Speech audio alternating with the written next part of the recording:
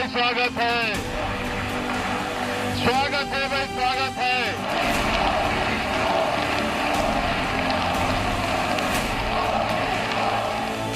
NDA की बैठक में शामिल होने के लिए जब नरेंद्र मोदी संसद भवन पहुंचे तो सांसदों समेत सभी नेताओं ने पहले तो ताली बजाकर उनका स्वागत किया। स्वागत है भाई स्वागत है, स्वागत है भाई स्वागत है। फिर मोदी मोदी और भारत माता की जय के नारों से पूरा संसद भवन गूंज उठा। मगर प्रधानमंत्री के तौर पर तीसरी पारी की शुरुआत कर रहे नरेंद्र मोदी ने सबसे पहले संसद भवन में मौजूद संविधान को नमन किया और फिर संविधान की प्रति को उठाकर अपने माथे से लगा लिया।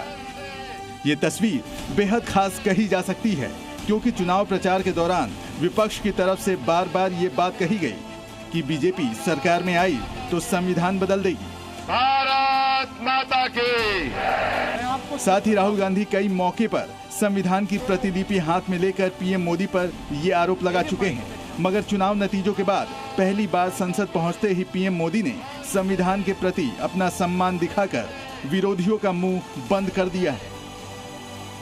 इतना ही नहीं, पीएम मोदी ने विपक्ष के उन कयासों पर भी विराम लगाने की कोशिश की जिसमें एनडीए के मुख्य सहयोगी दलों और जेडीयू के छिटकने का अंदेशा जताया जा रहा था। इसके तहत संसद में पीएम मोदी की बगल वाली कुर्सियों पर भी चंद्रबाबू नायडू, नीतीश कुमार और एकनाथ शिंदे को बिठाया गया।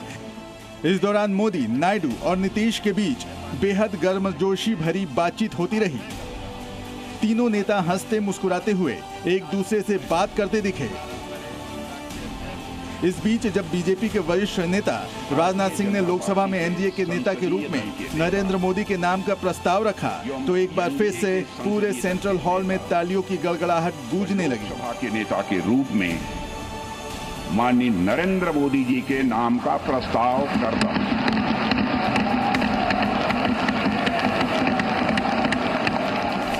सभी नेताओं की तरफ से जब पार्टी अध्यक्ष जेपी नड्डा और गृह मंत्री अमित शाह ने मोदी को माला पहनाकर स्वागत किया। भारत माता की, भारत माता की। तो उस वक्त भी चंद्रबाबू नायडू और नीतीश कुमार बिल्कुल बगल में ही खड़े रहे। ये तस्वीर बताती है कि पीएम के तौर पर मोदी की तीसरी पारी में इन दोनों नेताओं का कद कितना बड़ा रहने वाला है। वहीं नीतीश कुमार और चंद्रबाबू नायडू ने भी पीएम मोदी के प्रति पूरा भरोसा जताते हुए पीएम के तौर पर उन्हें अपनी पार्टी का समर्थन सौंपा। India is having a right leader, right time. That is Narendra Modi. पूरे तौर पर सब दिन इनके साथ रहेंगे और पूरे तौर पर जो कुछ भी है आज जिस तरह से भी ये करेंगे बहुत अच्छा है और एक साथ को मगर इसके बाद जो हुआ उसने संसद भवन में मौजूद नेताओं को ही नहीं बल्कि देश दुनिया में इस खास लम्हे को टीवी इंटरनेट पर देख रहे दर्शकों को भी दंग कर दिया। दरअसल नीतीश कुमार ने जब अपना संबोधन खत्म किया तो पीएम मोदी के पास पहुंचे और झुककर उनका पांव छूने लगे। हालांकि नरेंद्र मोदी ने उन्हें बीच में ही रोक दिया और नीतीश का हाथ पकड़ लिया। मगर फिर भी नीतीश कुमार के इस भाव ने सभी को अचंभित कर दिया। जब सभी सहयोगी दलों के नेताओं का भाषण खत्म हुआ और नरेंद्र मोदी को सर्वसम्मति से पीएम के तौर पर चुन लिया गया तो उन्होंने बारी बारी से सदन में मौजूद सभी सांसदों और नेताओं से मुलाकात की। इस दौरान पीएम मोदी को कई बड़े नेताओं और नए सांसदों ने फूलों का गुलदस्ता देकर बधाई दी। प्रधानमंत्री ने भी सभी का हाथ जोड़कर अभिवादन स्वीकार किया। मगर जब यूपी के सीएम योगी आदित्यनाथ उनके पास पहुंचे तो नरेंद्र मोदी का अलग ही भाव दिखा। उन्होंने बड़े ही प्यार से योगी के कंधे पर हाथ रखा और फिर उनकी पीठ थपथपाई।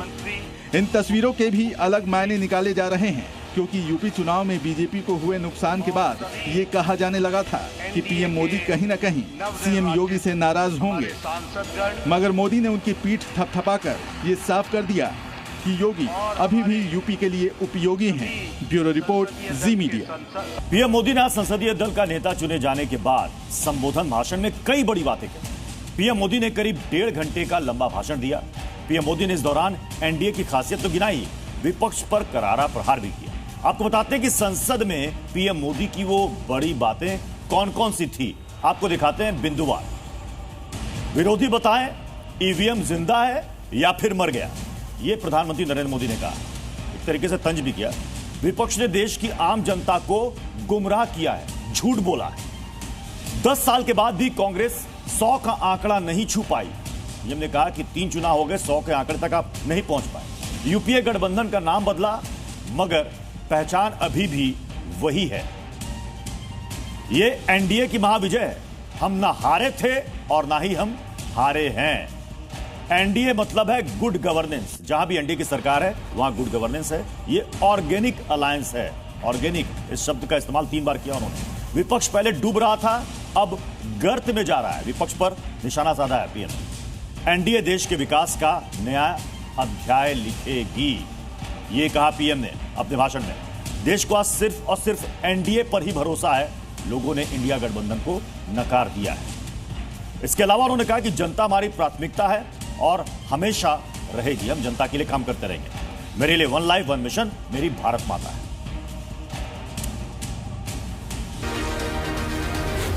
Zee News.